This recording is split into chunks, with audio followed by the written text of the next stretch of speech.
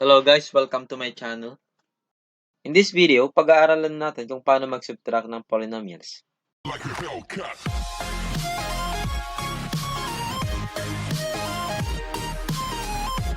Let's subtract 12x cubed plus 2x squared plus 9 and 2x cubed plus 5x minus 4. Kung i-rewrite natin to, ganito maging itsura niya. The quantity of 12x cubed plus 2x squared plus 9 minus the quantity of 2x cubed plus 5x minus 4. Para i-subtract to, so yung nasa pangalawang quantity, papalitan lang natin ng sign. So ito, kopyahin lang natin to. So 12x cubed plus 2x squared plus 9. Then, positive 2x cubed magiging negative 2x cubed. Positive 5x magiging negative 5x. Negative 4 na magiging positive 4. So, mapapalitan lang yung mga sign. Okay, then pagtabihin natin yung may parehong exponent. So, ito, 3 saka 3. So, 12x minus 2x cube. 12x cube at 2x cube. And then, susunod yung positive 2x. So, wala siyang kaparehas. So, 2x squared. And yung negative 5x, wala din kaparehas. Then, positive 9 saka positive 4. So, plus 9 plus 4. Okay, combining like terms. So, 12x cubed minus 2x cubed. So, that's 12 minus 2. And that is 10. 10x cubed. Then, 2x squared. So, wala siyang kapareha. So, ganyan na lang yan. 2x squared. Then, negative 5x, ganun din.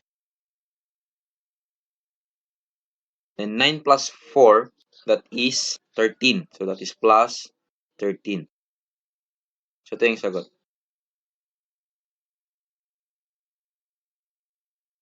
Pwede rin natin i-solve siya as ganito. 12x cubed plus 2x squared plus 9. And then yung sa baba, that is 2x cubed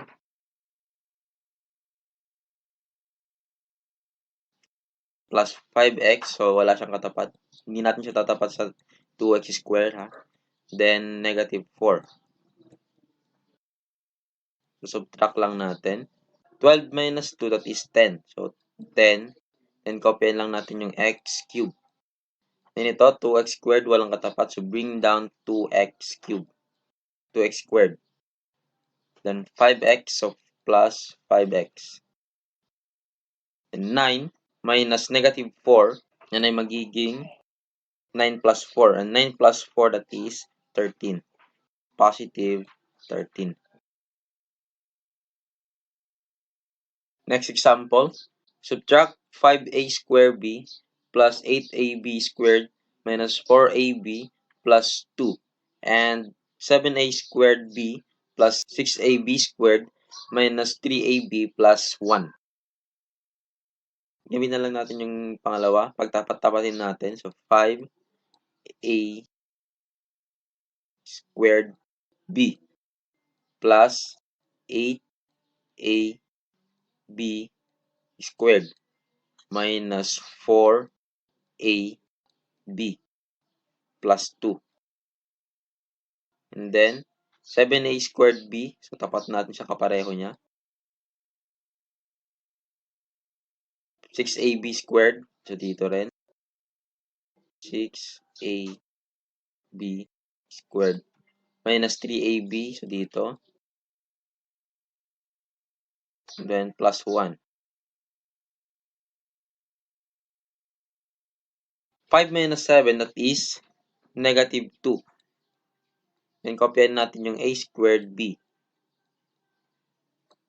8 minus 6, that is 2, positive 2. 2a squared. Negative 4 minus negative 3, o yan ang maging negative 4 plus 3. Kapag i-minus mo sa negative, magiging plus yon.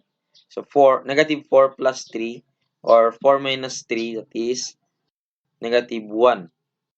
Or kahit di na natin isulat, mag-AB na lang. So, automatic may 1 dyan.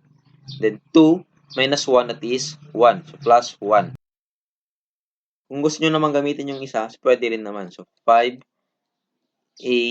squared b plus 8ab squared minus 4ab plus 2 minus the quantity of 7a squared b plus 6ab squared minus 3ab plus 1. So, papalitan lang natin yung mga sign. So, 5a squared b plus 8ab squared minus 4ab plus 2 minus, kasi positive yun, 7a squared b. Then, positive din yun, so maging negative 6ab squared. Then, negative 3ab, magiging positive 3ab. Then, positive 1, magiging negative 1. Okay, so pagsamahin na natin yung magkakaparehas, combining like terms. So, that is 5a squared b, then yung negative 7 a squared b. And then, positive 8ab squared at 6ab squared. So, minus 6ab squared. The next, yung 4ab, yung ab. So, 4ab plus 3ab. And then, yung 2 and 1. So, plus 2 minus 1. Pwede rin yun silang pag-iway-hiwalayan gamit yung close and open parenthesis para mas makita nyo.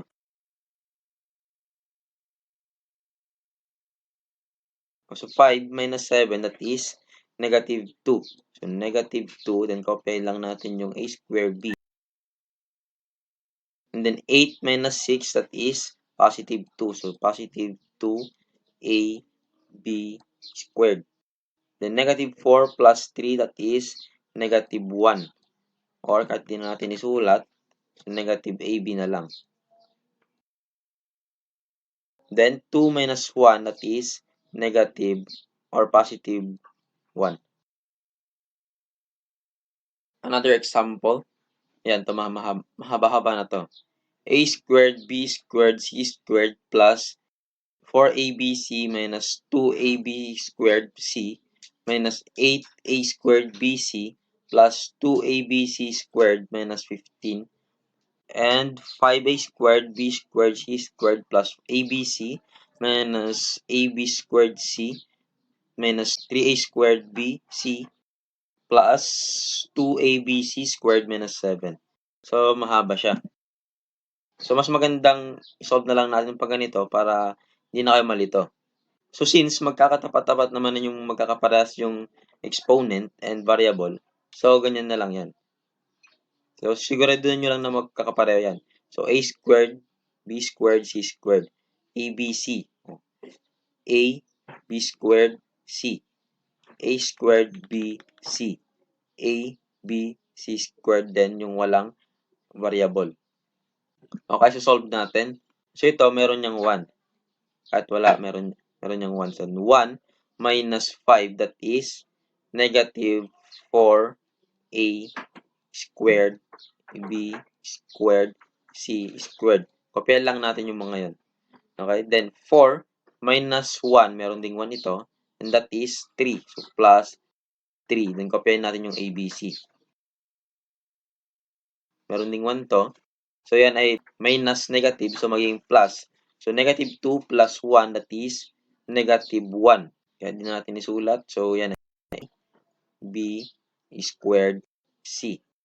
Then, next, negative 8 minus negative 3 or negative 8 plus 3, that is negative 5. Pag-subtraction lang natin. And kopyahin natin yung a square b c. Next, 2 minus 2, dahil positive to, so at least 0. So, dahil 0 na yan, mawawala, hindi na natin ilalagay. Kasi kung 0 yan, magiging 0 din yung ABC squared. Then, negative 15 minus negative 7, or negative 15 plus 7, or 15 minus 7, that is negative 8. So, minus 8. So ito ang video natin para sa araw na ito at sana nag-enjoy kayo at may bago kayong natutunan. At huwag kakalimutang mag-like, mag-share at mag-subscribe at pinutin na rin ang notification bell para updated kayo sa mga bagong video.